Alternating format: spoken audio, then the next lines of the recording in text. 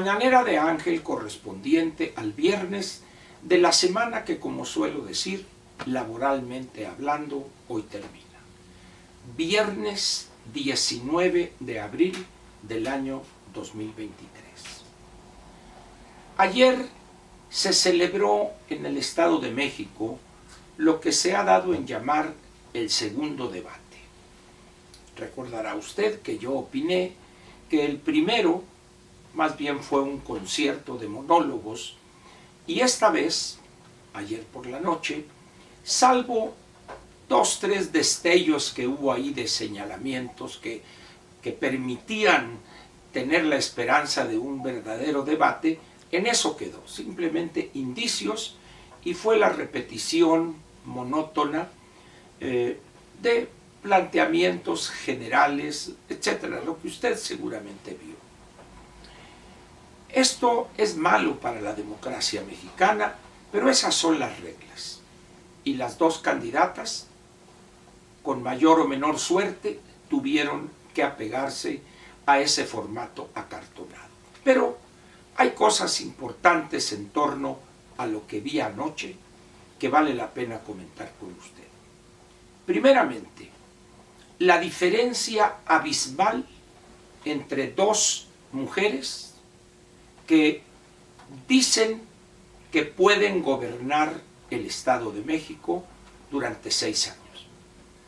En el caso de Alejandra del Moral, no tengo la menor duda que puede ser, y espero que sea, una excelente gobernadora. En el caso de Delfina Gómez, hay una preocupación que es resultado de, vamos a decir, de los años que ha sido funcionaria pública, que ha sido gobernante, gobernó el ayuntamiento en el municipio de Texcoco, y después senadora, que prácticamente no ha asistido porque ha estado fuera de esa actividad legislativa, y lo que vi de ella ayer me preocupó. ¿Cómo es posible que alguien tan incapaz, alguien tan cerrado de entendederas, plantee que pueda ser gobernadora de un estado como el Estado de México, que para empezar tiene más población que decenas de países en el mundo? Dice uno, qué atrevimiento, pero no solo de ella, sino del partido o los 3 partidos que la postularon para ese puesto de elección popular, piensen que una persona como ella puede gobernar el Estado de México. De entrada, su imagen parecía un personaje de alguna ópera bufa, que le echaron 1 kilo de harina en la cara y parecía un pan, blanca de tanto maquillaje, una cosa que asustaba, acartonada, exhibiendo sus grandes limitaciones para comunicar, exhibiendo además una incapacidad para leer incluso, manejando papeles, los acomodaba, en algún caso le quedó prácticamente 1 minuto y dijo muchas gracias, y es decir, esa cosa pretende ser gobernadora del Estado de México. Pero lo que más me preocupó no es que ella pretenda o sueñe con eso, sino que haya ciudadanos en el Estado de México que alberguen la esperanza de que esa persona puede ser la gobernadora que requiere el Estado de México en los próximos 6 años. Ahí sí, las cosas ya son de tragedia. Dejemos de lado estos detalles que mencioné. Dejémoslo de lado. Vamos a concederle el beneficio de la duda. Pero hay otro elemento importante que es la credibilidad que emana de alguien que se para o que se pone en un atril y dice, yo sé cómo hacerle. Cuando yo observé con detenimiento a las 2 candidatas, era imposible no inclinarse por Alejandra del Moral. una persona agradable, con una presencia agradable, bien, buena comunicadora, dominio de los temas, recurriendo a las tarjetas de manera poco frecuente, es decir, con ideas muy claras y expresadas todavía de manera más clara. ¿Cuánto de eso podrá concretar?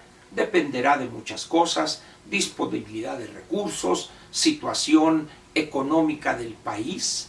No olvidemos que las entidades federativas dependen en sus presupuestos estatales de las aportaciones y participaciones que les entregue el gobierno federal, y esto depende, por supuesto, ese monto captado del monto o del porcentaje de crecimiento de la economía. Y las cosas no pintan bien. Por lo tanto, en el Estado de México, como en el resto de las entidades federativas, 30 más la Ciudad de México, tendrían que hacer acopio de inteligencia, de capacidad, de convencimiento de grupos sociales y de los empresarios, y en términos generales de los agentes económicos privados. Y ahí es donde radica la gran diferencia entre las dos mujeres que vi anoche. Por un lado, una capacidad argumentativa de primera, el caso de Alejandra, y por el otro lado una incapacidad para expresar siquiera ideas simples, frases incompletas, palabras mal utilizadas, conceptos que no venían al caso. Eso era Delfina. Al ver eso, al comparar esas cosas frente al reto que tiene el Estado de México, que no son retos muy diferentes a los que privan en el resto del país. ¿Acaso los problemas de la violencia, de la inseguridad pública, del crimen organizado que campea prácticamente sin obstáculo alguno, es privativo del Estado de México? No. Este gobierno, el de la 4T, se ha encargado de otorgarle impunidad a los grupos criminales, no solo en la Ciudad de México, no solo en el Estado de México, sino prácticamente del país entero. Estado de Derecho. Este gobierno se ha encargado de pasarse por el arco del triunfo prácticamente todas las leyes excepto la ley de la gravedad. Y le doy un ejemplo que sucedió ayer mismo. El Pleno de la Suprema Corte, por 8 votos contra 3 que apoyaron la locura del presidente, eliminaron con ese voto en mayoría calificada aquel decreto donde declaraba de seguridad nacional simples obras de infraestructura y su manejo financiero. ¿Y saben ustedes qué hizo el presidente de Morena, el presidente Andrés Manuel López Obrador, mejor conocido ya como el Bulto?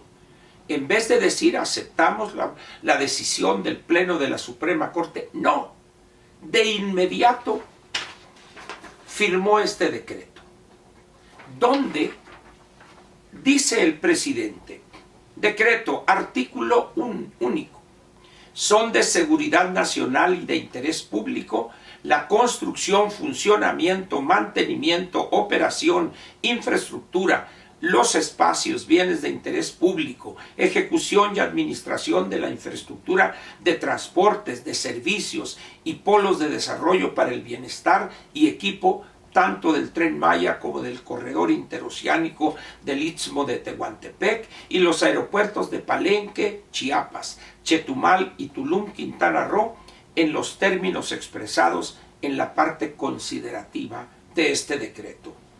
Transitorios, único. El presente decreto entra en vigor el día de su publicación en el Diario Oficial, que fue ayer mismo. Es decir, una decisión del Pleno de la Suprema Corte de Justicia, a los minutos de emitida esa resolución, se pasa por el arco del triunfo al Poder Judicial y vuelve con este decreto que es un absurdo. Gastos elementales de mantenimiento de infraestructura, esto son de seguridad nacional. ¿En cabeza de quién cabe? solamente de un loco, de una persona obsesionada por el control y la secrecía y la opacidad total. ¿Usted piensa que eso que vimos ayer, esa mujer Delfina Gómez, se va a oponer a un designio de un orate como este, que está mandando al Poder Judicial al caño? Por supuesto que no. Ni tiene la capacidad, ni tiene Delfina el entendimiento de la gravedad de lo que hizo ayer el presidente de la República. Ahora bien, terminemos con esto del debate. Si bien no es un debate propiamente dicho, pero sí exhibió mucho de lo que les esperaría a los habitantes del Estado de México con una persona ignorante, incapaz, desconocedora de lo más elemental de los temas de la administración pública y con una capacidad casi infinita de poder comunicar una idea, de incapaz de poder argumentar o hilar 2 o 3 argumentos lógicos seguidito. Por el otro lado, una persona con dominio, con conocimiento y con una capacidad de información, de transmitir una idea de primera, pero con un elemento que no lo entiende Delfina. Cuando dijo Alejandra, yo no soy de la idea de que todo lo sé, por eso me rodearé de especialistas, de personas capaces, conocedoras de los temas. Delfina ni siquiera entiende, ni siquiera le pasa por su cabeza eso. ¿Por qué? Porque en toda su vida pública se ha rodeado de lo peor que tiene Morena. Si no, vean ustedes ese famoso clan de Texcoco y los impresentables que lo dirigen. Pero hay un elemento aquí que vale la pena señalar y que no se dijo en el debate. ¿Qué piensan los ciudadanos o los que viven en el Estado de México que va a lograr concretar Delfina? ¿En verdad piensan que va a ser el 1% de lo que prometió? Y hay un elemento que, por desgracia, ninguna de las dos debatientes planteó: el alto abstencionismo que ha privado en los procesos electorales en el Estado de México. ¿Y cuál es la causa? El Estado de México tiene a cientos de miles de habitantes de ese estado, o millones, que no trabajan ahí, que su ingreso lo obtienen en otras entidades, en este caso la Ciudad de México, de tal manera que su involucramiento con la realidad cotidiana, diaria del Estado de México, no les afecta prácticamente. Y eso quizá explique en buena parte el abstencionismo.